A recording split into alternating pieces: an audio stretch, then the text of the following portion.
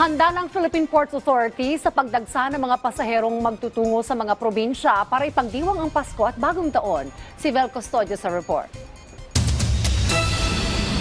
Mataas sa bilang ng mga pasahero ang inaasahan sa mga pantalan ayon sa Philippine Ports Authority. Sa tansya ng PPA, maaaring umabot sa 4.6 million passengers ang kabuuang bilang ngayong holiday season. Mas mataas sa 4.4 million passengers noong nakarang taon sa parehong panahon. Kaya nagbigay na ng direktiba ang ahensya sa mga passenger terminals na manatiling handa sa dami ng darating na pasahero sa mga susunod na araw. Number one, doon na lamang sa ticketing process, siguraduhin nila na walang mga fixer sa vicinity ng mga terminals natin na mambibiktima sa mga pasahero natin.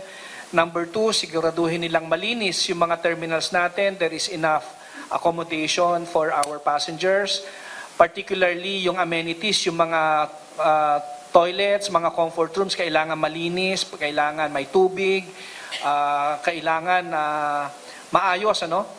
At siguraduhin din nila na yung mga terminal natin, umaandar lahat ng aircon.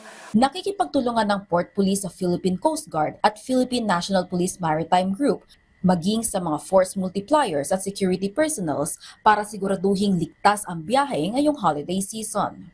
Aabot sa 3,000 security personnel, PCG at PNP Maritime Group ang ipapakalat sa mga pantalan sa bansa. Handa ring umagapay ang mga otoridad kung sakali mang may mga taong ma-stranded sa mga pantalan.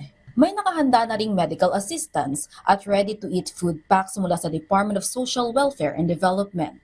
Ang pinananawagan lang natin, time and again, is na sana as the terminals are well prepared for the influx of passengers, na sana yung ating mga operators ng mga shipping line natin will also meet the demand na dapat mag-deploy na din sila ng karampatan at sapat na dami ng mga barko para sa mga kababayan natin.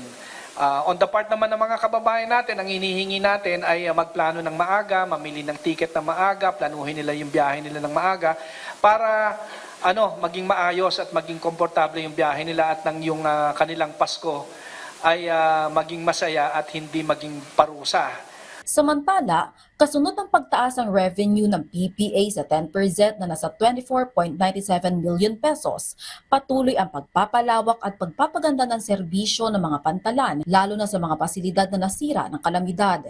Nitong nakaraang linggo lamang, pinangunahan ni Pangulong Ferdinand R. Marcos Jr. ang launching ng Banago Port. Kabilang ito sa mga lalagyan ng free shuttle service ng PPA mula sa passenger terminal hanggang sa ports.